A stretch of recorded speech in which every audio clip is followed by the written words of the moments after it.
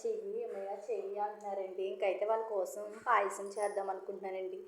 ఇంకా నేను పాయసం అంటే బయట నుంచి పాల ప్యాకెట్ తీసుకొచ్చి చేసేసేదాన్ని ప్రతిరోజు. ఎప్పుడైనా అడిగినప్పుడు వీక్‌లో అప్పుడు అలా చేసేసేదాన్ని. ఇంక ఇలా కాదు అని చెప్పేసి అయితే నేను చాలా సార్లు అంగన్వాడీకెళ్ళినప్పుడు నాకు పాల ప్యాకెట్స్ ఇచ్చేవారండి. అవి నేను ఎక్కువ యూజ్ చేసేదాన్ని కాదు. ఎవరో ఒకరికి ఇచ్చేసేదాన్ని. మా అక్క వాళ్ళకి గానీ, మా అమ్మ వాళ్ళకి గానీ ఇచ్చేసేదాన్ని. ఒకసారి మా అమ్మని అడిగాను, "ఏంటమ్మా పాల ప్యాకెట్స్ పట్టుకెళ్ళి ఏం చేస్తున్నారంటే?" అప్పుడు మా అమ్మ చెప్పింది, పరమాన్నం గానీ, అదే పాలన్నం ఉంటది కదండీ! పాలన్నం, సేమియా, ఇంకా ఏంటంటే పెరుగు తోడెట్టుకుంటున్నానమ్మా చాలా బాగుంటున్నాయి అన్నదండి. ఇంక సర్లే కదా అని చెప్పేసి ఈసారి అయితే నేను ట్రై చేద్దామని చెప్పేసి ఒక ప్యాకెట్ అయితే ఉంచానండి. ఆ ప్యాకెట్ అయితే తీసుకొని పక్కన పెట్టుకున్నాను. కానీ చాలా బాగా వచ్చిందండి బాబు. అంటే ఈ పాలు కొంచెం తియ్యగా ఉంటాయి కదా! మనం పందారు అనేది కొంచెం తక్కువ వేసుకుంటే సూపర్ ఉందండి నిజం చెప్పాలంటే. ఒకసారి మీరు ఎప్పుడైనా ఇలా ట్రై చేసి ఉంటే పర్వాలేదు. ఎప్పుడైనా మీరు ట్రై చేయకపోతే కనుక ఒక్కసారి ఇలా ట్రై చేయండి. ఇలా పాలతోటి మీరు ఏమేమి కొత్తగా ట్రై చేశారనేది కూడా నాకు కామెంట్ సెక్షన్‌లో తెలియచేయండి. నేనైతే ఫస్ట్ టైమ్ అయితే ఇలా పాయసం చేశాను. చాలా అంటే చాలా పర్ఫెక్ట్‌గా వచ్చిందండి నాకు.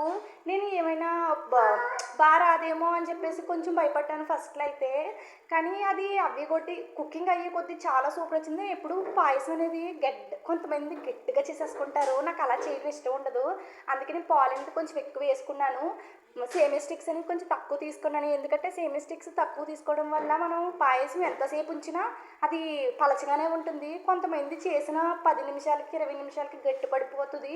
తిందామన్నా తినడానికి అది ఏదో ఉప్మా తిన్నంత ఫీలింగ్ వస్తది. నాకు అలాగ ఉండకూడదని చెప్పేసి నేను కొంచెం పలచగా చేసుకుంటున్నాను. కొంతమంది అయితే ఇలా చేసుకుంటారు. కొంతమంది అలాగైతే చేసుకుంటారు. ఏదైనా కరెక్ట్‌గా చేసుకుంటేనే ఇలా వస్తది. అది పలచగా. నేనైతే ఇంక ఇలాగే చేసుకున్నాను. అంగన్వాడీ పాలు చాలామంది తీసుకోరు కదండీ! ఒకసారి తీసుకోండి. చాలామంది ఎందుకులే మేమేం చేసుకుంటాం పాలతో అని చెప్పేసి తీసుకోరు చాలామంది. నేనైతే తీసుకున్నానండి ఫస్ట్ టైమ్ ఇది.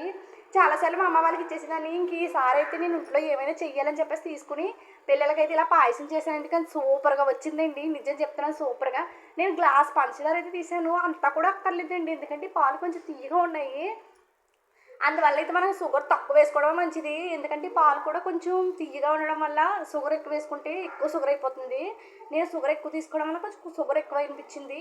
మీరు తక్కువ తీసుకోండి సూపర్‌గా ఉంటది. ఇంకైతే దానికి నేను జీడిపప్పులు అన్నీ వేసుకోవాలి కదండీ అందులోకి కొంచెం. అవి కూడా నేను పక్కన ప్రిపేర్ చేసుకుంటున్నాను. మీలో ఎంతమంది ఇలాగ అంగన్వాడీ పాలు తెచ్చుకొని ఇలాగా పాయసం చేసుకున్నారో నాకు కామెంట్ సెక్షన్‌లో తెలియచేయండి.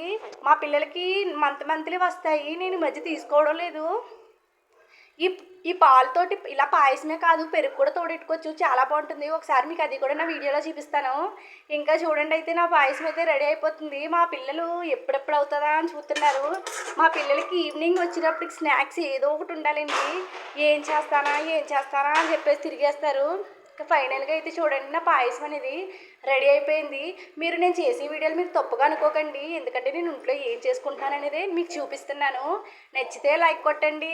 ఇంకా చూడాలి నా వీడియోస్ ఏమైనా అనుకుంటే నా ఛానల్ సబ్స్క్రైబ్ చేసుకోండి.